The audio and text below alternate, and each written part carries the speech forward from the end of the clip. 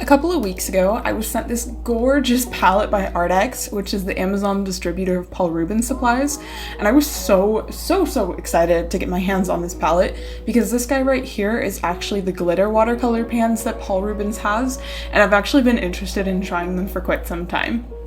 The set I was sent is specifically the 24 pan set, which as of right now, it's priced at $49.80 in US dollars on Amazon, which is definitely a big chunk of change. Right now they have a promotion for a $10 off coupon, which definitely helps with the price a lot.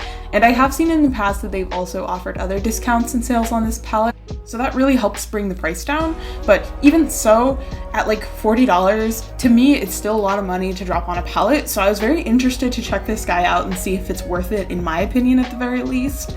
From what I've seen regardless though, glitter watercolors tend to be on the more expensive end of paints. Like, the glitter watercolors I'm most familiar with are the Kuretake Starry Colors palette, which is one I've had for years and years and years, and I've been using it since then, and I absolutely love it. But that one specifically isn't super expensive compared to other ones I've seen. Like, brands like Finetech and even Arteza offer glitter or metallic watercolors in palettes, and those do tend to be a little bit pricey, so I don't really think that the price point of this palette, considering how many colors of half pans you're getting, is too far off from what other brands' price points are.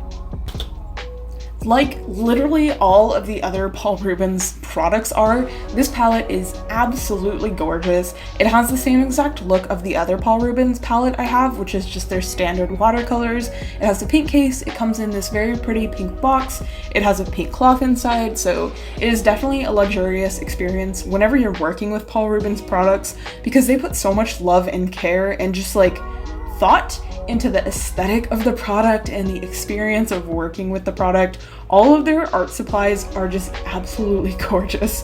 So that's definitely, for me at the very least, I guess a good selling point, because I'm personally someone who really likes things that are marketed in an aesthetic way and things that are very pretty. And a lot of times I value aesthetics over functionality. So the fact that this palette is, one, very nice paints. Like, I don't have a ton of experience with metallic paints, but I really enjoyed using these guys. And two, it is an absolutely gorgeous product. Like, it looks so nice on display on a shelf, on my little rolling cart that I have a bunch of art supplies on is gorgeous. So those two things together is absolutely fantastic. As far as the swatching goes, I went ahead and I sprayed the entire palette down. Doing this with metallic watercolors is very important because you really have to work to actually get an opaque pigment out of any kind of metallic watercolors. Not just specifically the Paul Rubens ones, but like any metallic watercolors, you really have to work for it. And some of my swatches were still patchy, and that's because I just really didn't want to super dig into the pans for this, but the color range is just like so much. There's so many colors that come in this palette, so I was really excited to start working with them. And as far as the paper I'm working with today goes, I purchased this really cute round paper pad from AliExpress actually. This is still a Paul Rubens product, and I bought this completely separate from being sent the watercolors. I just happened to use them in the same video actually, but I was really excited to try this paper pad. I've been eyeballing it for a really long time. It's just a round glued pad, so it's nice because the paper doesn't warp and then you can separate the paper afterwards, and I was just really excited to try it. It's actually a lot smaller than I thought it would be. When I purchased it, I know I definitely converted like millimeters to inches to kind of comprehend how small or big this product was, but it's just like 4 inches in diameter. And I don't know why I thought that that was like a normal working size for me. When I received it in the mail like 3 weeks after I ordered it, I was like, this paper is really small. I don't know what I'm going to do with it, because I never work on like a huge scale by any means, but this is definitely smaller than I'm more comfortable working on. Like, I was expecting to get a kind of paper that I'd be more comfortable doing, like, at the very least, waist up drawings on of characters, but for this paper, I mean, if you really want to, you can definitely draw full bodies on this paper.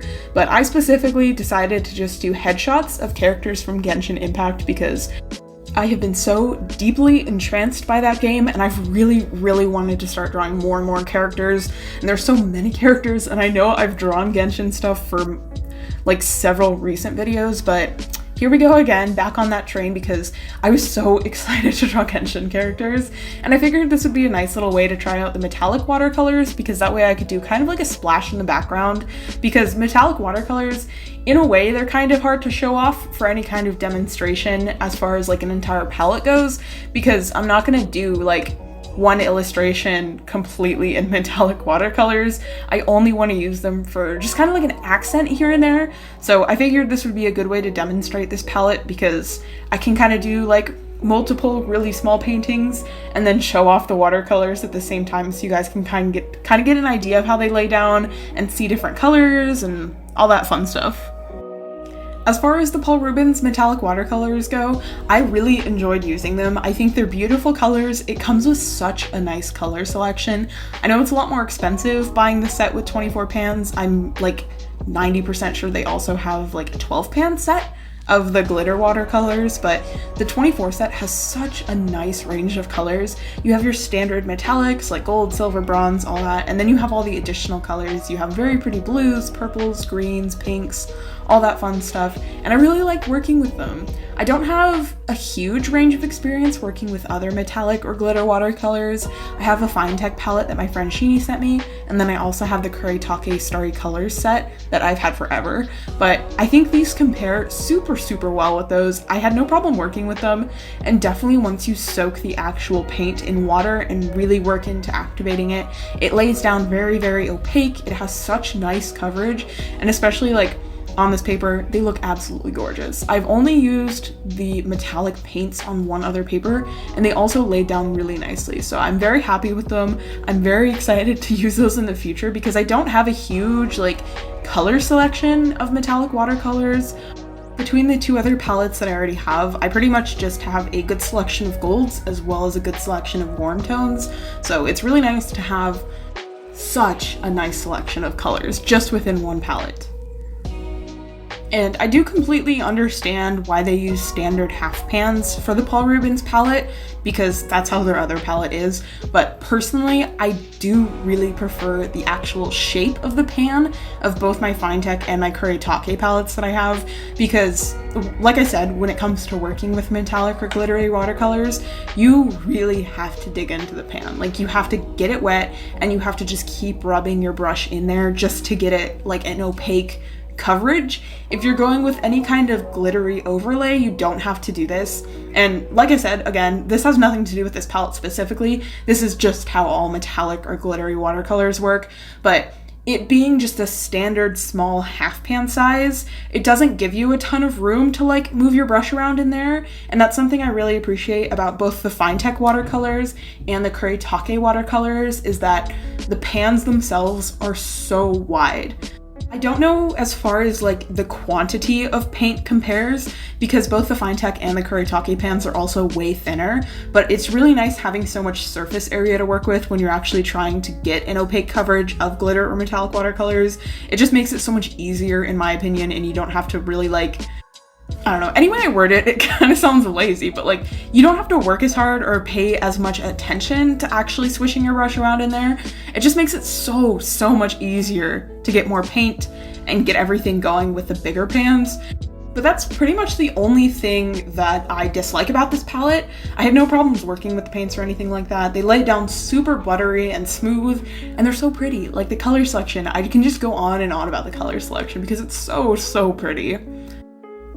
And then as far as working with the paper goes, I've worked with a couple of other pads of Paul Rubens watercolor paper in the past. I have a little pad that Artex sent me last time they sent me Paul Rubens watercolors. And then I also have a different kind of watercolor block that I was gifted, and I think this paper is very comparable to it. I specifically picked the cold press paper. They also have a hot press of this paper on AliExpress, and I'll definitely leave a link to that below in case you guys are interested.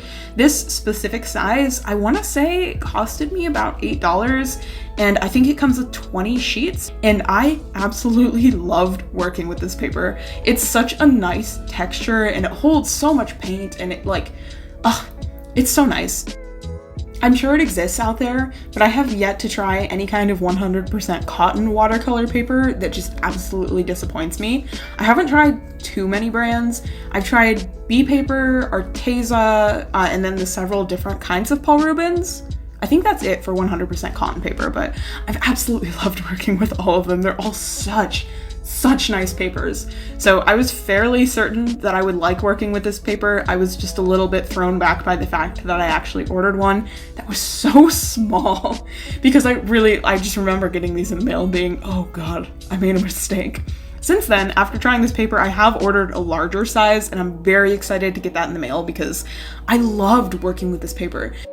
And this was my first experience working on any kind of circle-shaped paper. It's something that I've been eyeballing for a really long time, but my experience, especially with AliExpress, is really just like adds a bunch of items to my cart, says I'm going to order them eventually, stares at them in my cart, lets them sit there forever, and that was pretty much my experience with this paper. Like, months and months ago is when I first found it on AliExpress, and I was like, oh my gosh, I really want to try that. It'd be very cool to paint on circle-shaped paper because it's so out of the normal, I guess. Like, I think I've seen one or two artists paint on circle-shaped paper. It's so fun. It's just so different. And yeah, it's been a very long time since I first saw it, and then I finally decided to order it because it was less than $10 for this pad, and I was kind of interested in trying different Paul Rubens, like watercolor blocks or just watercolor pads, because there's so many available. They have so many different papers out there. So in the future, I definitely would like to try some more because I just want to experiment with other papers and try a bunch of different stuff. So I'm really looking forward to actually getting the larger size of this first and foremost, because I already ordered that and that'll probably be here within the next couple of weeks. I'm pretty sure that the other one I ordered is like a 9-inch circle, so much bigger than this one, but it'll be, in my opinion, a lot more comfortable to work on just because I have more room to do more than just a bust, because all I was comfortable doing on this size of paper was a bust. But I still think they're really cute. Like, I'm really happy with how all of the illustrations I did in this video turned out. I think it's so cute having the collection of so many of these little circle pieces of paper, and what's also really cool about the circles is that you can just like scan them in and use them as icons anywhere. That's really cool because sometimes it's weird to translate any kind of traditional art into an icon, so if you make something you really like, you can just use that. I'm kind of tempted to scan these in and make them as free icons for my patrons because I think that'd be really fun, and then I can do like other characters and stuff. And also, this very small size of paper is also super manageable to actually mail out, so eventually I'm sure I'll have something like this available in my shop, just little tiny original arts, because they're so cute and they're so small. So even though I was not like super excited about working on the tiny paper, I actually like kind of really enjoyed it in the long run. My only beef with this paper, which in my opinion isn't really a huge deal, like personally it really didn't affect me at all really, is that when you lift the paper off of the block of watercolor paper, I used the palette knife that Paul Rubens sells. When you lift it off, this paper desperately wants to rip. And thankfully, it's just like, it's not the facing of the paper, it's the back of the paper, if that makes sense. So it's not like you're destroying the sheet that's underneath, you're just slightly ripping up the piece of paper that you're picking up. And it's not ripping the entire way through, it's just the top layer of the paper. But for every single time I had to lift a sheet off of this watercolor block, it did that.